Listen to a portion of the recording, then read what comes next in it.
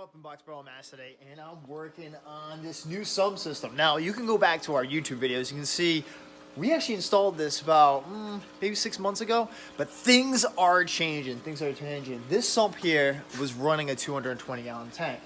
Now, it's going to run a 500. So, a new 500 is going in. You get all the fish over here in a quarantine system.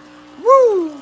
All being quarantined, all set up, ready for their new home. It's a bashsea 48 signature series, which is pretty cool. It's a big sump, but not big enough for, definitely not big enough for a 500. So what do we gotta do? We gotta double that. So we're gonna actually rebuild the whole setup and make this big enough to hold and withstand for a 500-gallon. So we gotta change some things around. You can see I gotta cut back a lot of the plumbing that we did, move this out. This was up against the back wall, but we're gonna come out with it, and we gotta move the chiller system, and we have to be able to get back over here to the electrical box along with the auto top one.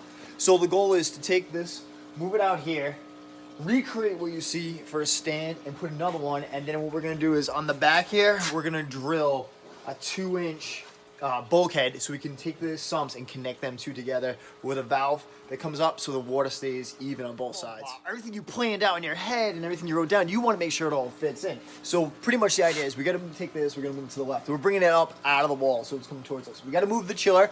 That's got to go somewhere else. We're going to put the other stand here. New piece of plywood's got to get cut. And then what we'll end up doing is put the other bashsea right there and then redesign everything that you see here. So it looks like a little bit of a mess now, but wait until we get it going. This is going to take us about 3 weeks because we also have to wait for the tank to really finish the plumbing as well. But just right now, what I'm doing is I'm checking to make sure everything's going to work as planned. Let's check out. The reason we're putting it here is, and not against the back wall, we just don't have the room. We don't have the room at all.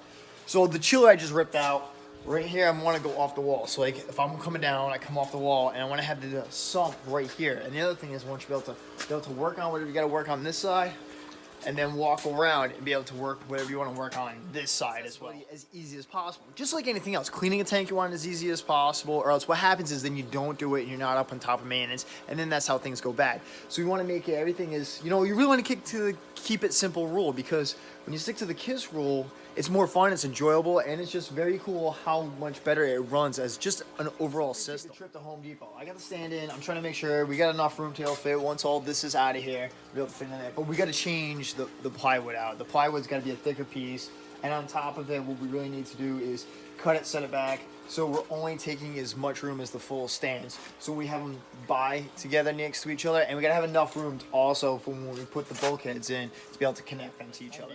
Time to get some plywood, and also let's get some 1-inch PVC. So you see how it's flush up against it? Now we gotta take this off too. This is gonna have to change the direction. And now we have a new piece of plywood. This can get cut down right down even. So it looks good, and then we'll have enough space between the two sumps to put in the 2-inch bulkheads. Got this new bashsea signature series. This is the Gen 2, baby. Looking good. Looking good. I love seeing these. They look awesome. Kind of see in your head, so enough of a gap to put the 2-inch in, and then come up here so they can even themselves out. Dual protein skimmers. Woo! Want to put a reactor? Awesome spot for a reactor. We are ready to go. Granted, I have this backwards. Okay, reverse. It's better. Today for On That Project, we're gonna head back here next week and work on what else we could do for the drilling out the 2-inch bulkheads, and then hopefully get the tank in. Keep on reefing, baby.